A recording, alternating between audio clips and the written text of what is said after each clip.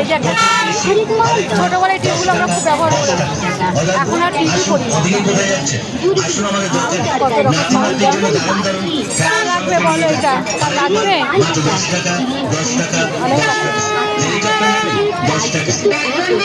এটা লাগবে দারুণ, বলো বন্ধুরা।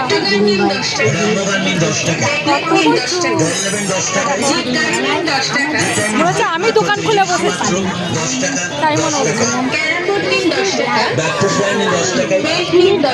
10 টাকা যা নেবে 10 টাকা। এই যে 10 টাকা,